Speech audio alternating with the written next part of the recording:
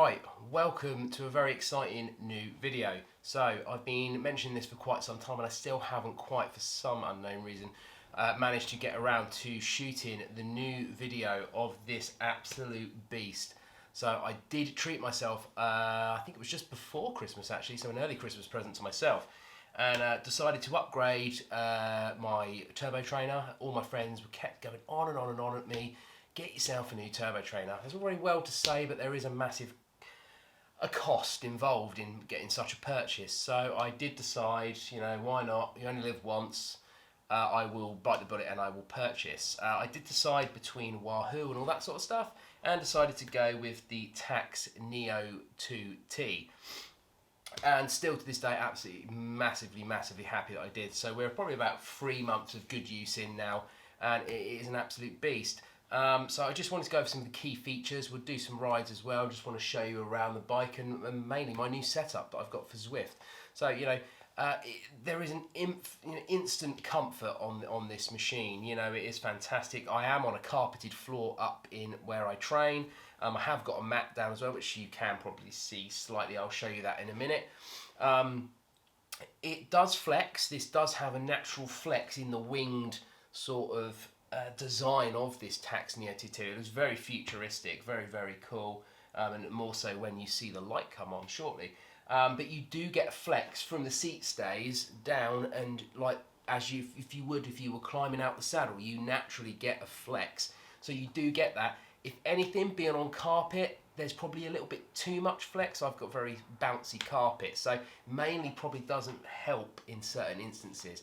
But it does feel very comfortable, very reactive to speed or inclines as well. So it is a really quite impressive bit of kit.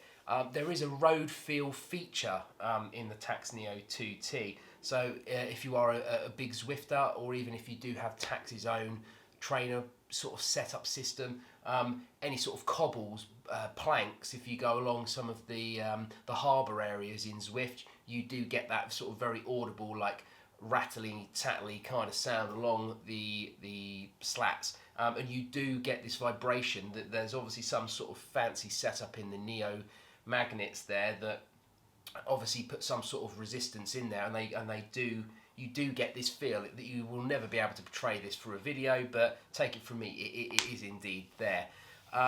It does simulate downhill, apparently. This I can't really say I'm overly amazed with or feel that it does anything for me. It does have this downhill drive, so it's supposed to simulate those. It freewheels, you get that very much same feel, but I can't say that there's anything really out of the ordinary or very different there. We've got a 25% max gradient on this thing.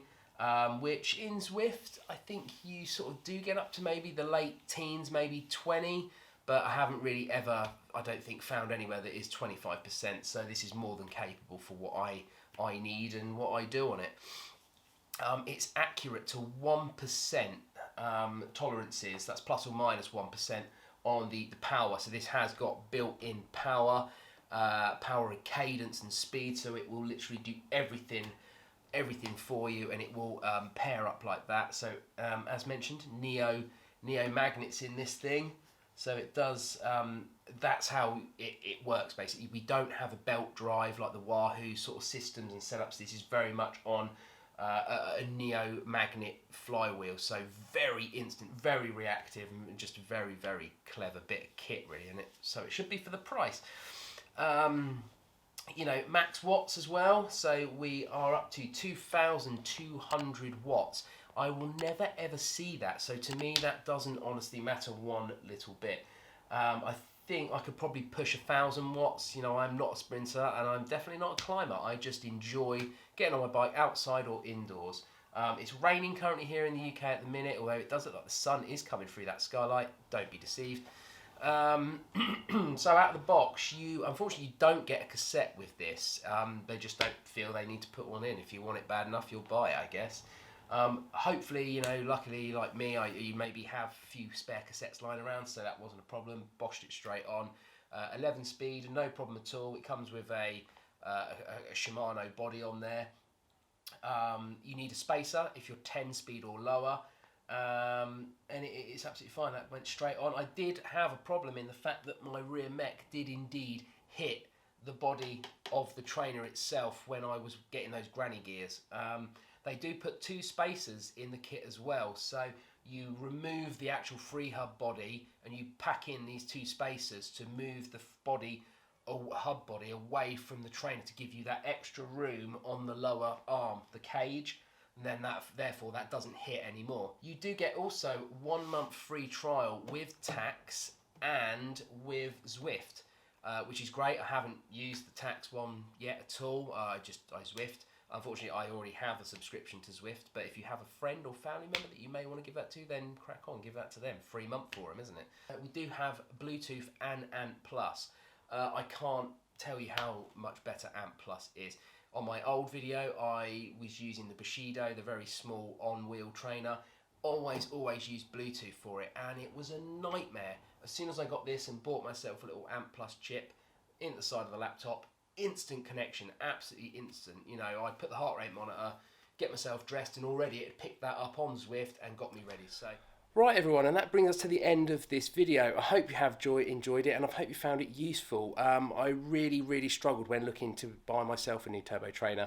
I looked at the Kicker, Wahoo Kicker, I looked at this model, and I even had to go on the Wahoo Kicker bike, which was like really cool. Just completely unpractical for me. I don't have the space. I am limited to what we have here, but I have found a setup that I do indeed think works pretty well for me. You know, I am in our upper bedroom. Bed there, you know, it is quite close, but it is my little pain area. You know, it does allow me to continue on. And it has actually been a really fantastic bit of kit. Loved every minute of it. It's been really good. The features are absolutely brilliant, and it's perfect for what I use. I am on carpet, so the biggest thing I found in reviews is that everyone seems to review every single trainer on hard or laminate floor or wooden floor. I am in a bedroom. It is carpeted. My advice to you is I chose this one basically and based on the Kicker having the fold out sort of clip-in metal feet. With the new Axis feet, it wobbles a lot.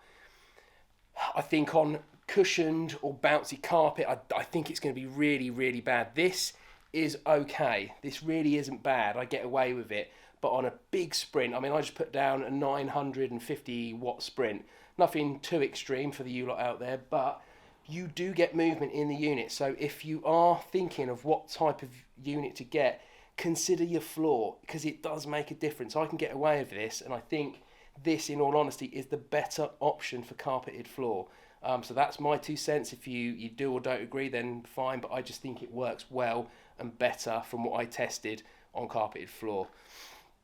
So with bringing this to a close, really fantastic trainer. So if you are in the market for a new trainer and you are completely like I was, undecided for a long time, go and try them out. Speak to the guys at the local shops. This runs super quiet as well. We're in a third floor house. My kids are below. I could probably easily get away with this for training purposes. The only noise you do get from this is the drivetrain and the chain. That is it. It's pretty silent. So, you know, take these things into account. It's a great unit, and I'm really happy I got it. I couldn't sing its praises enough. There's a lot of pro teams this year in 2022 using this as well. So that's saying something. The Ineos boys, they are now fully endorsed by Garmin. So they are now on the 2Ts as well as always been using Garmin head units over there. So yeah, a lot of pros using them. So it must say something that they're obviously a pretty damn good unit, and you don't need to run it powered. So if you wanted to do warm-ups at triathlons, TTs, etc., you can throw it in the car. It is cumbersome. Good luck with that. But you can get it in, you can train. So these are some really key features. So hope you enjoyed the video, and it does help you on your decision to pick one. So good luck guys, I'll see you in the next video. Take care.